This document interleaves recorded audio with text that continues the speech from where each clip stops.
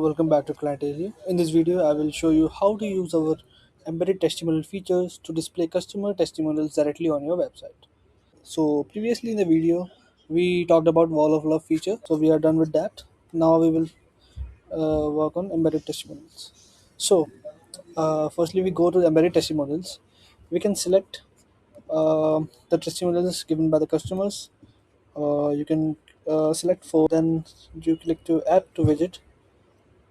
After clicking add to widget, you get a pop-up, and there you can select allow new or unselected also. Set the widget style, any design. If you want a corporate vibe, you can select this. If you want a creative vibe, you can select these testimonial templates. There is a basic option also, of course. By default it is so if I select a basic one, and there is an embedded script also, we save test widget.